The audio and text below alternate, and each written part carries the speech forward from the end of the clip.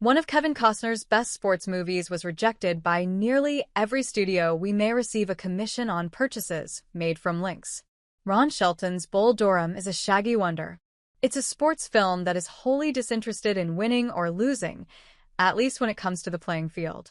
There is competition in the film, but it's for a place in the bed of Susan Sarandon's baseball groupie/guru Annie Savoy, and even this competition is over pretty quickly.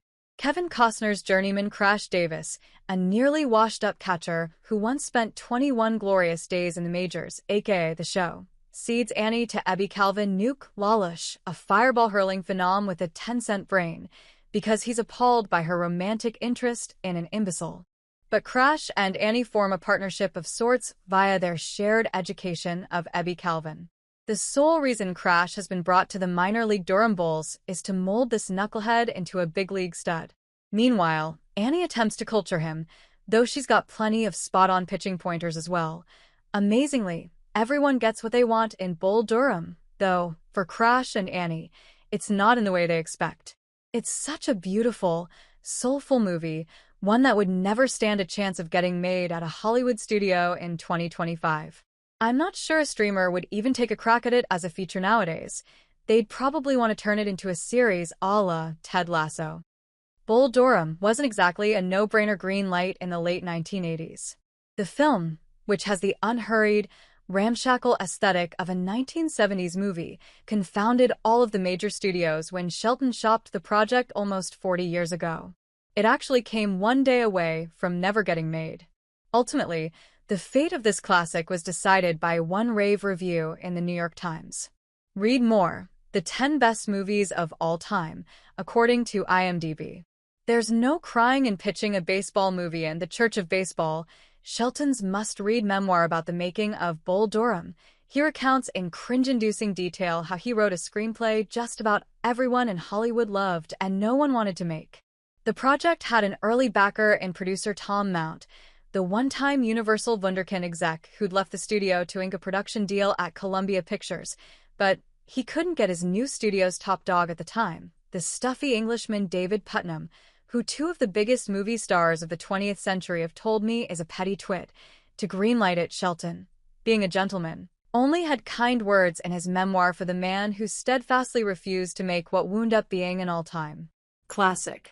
Perhaps because he's speaking from the mountaintop of a masterpiece, he's shockingly zen about the fact that he was forced to pitch the film over and over again at nearly every studio in town.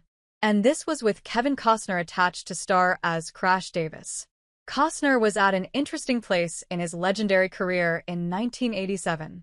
He'd given a breakout performance in Lawrence Kasdan's throwback western Silverado, and solidified his movie star bona fides as crime fighter Elliot Ness in Brian De Palma's box office smash, The Untouchables.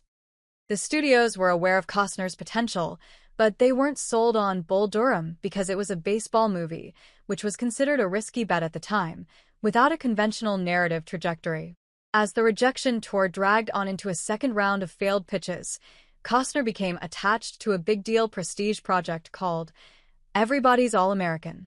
With proven A-list director Taylor Hackford, an officer and a gentleman, behind the camera, this was a go picture. Costner's management wanted their client on Everybody's All-American, but the rising star was personally invested in Bull Durham, so they gave Shelton a small window to close a deal before yanking their boy. The unproven filmmaker's salvation would be Costner's second hit of the summer of 1987. Vincent Canby came to the rescue on paper. Roger Donaldson's No Way Out looked like a lazy, late-summer programmer. The Beltway thriller boasted a top-notch cast in Costner, Gene Hackman, and Sean Young, but aside from Costner being red-hot coming off The Untouchables, it emanated been there done that vibes. Fortunately for Shelton, No Way Out was a crackerjack suspense flick with an expertly calibrated screenplay by Robert Garland.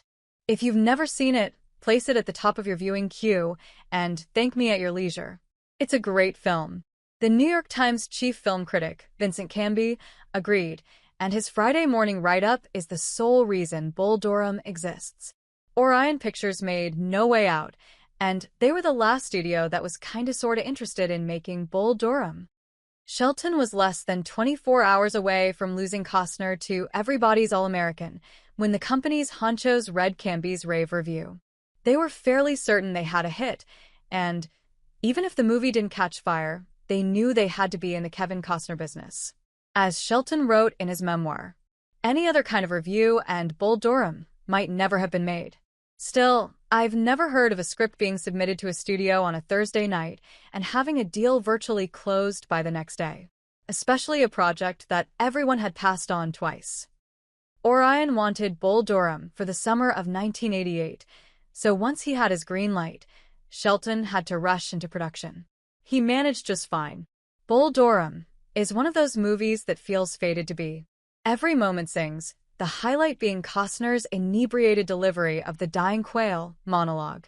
Orion's faith in Costner wouldn't save the company from bankruptcy, but it did net them a load of Oscars when they backed the first-time directors, Dances with Wolves. You can't make great movies if you don't swing for the fences.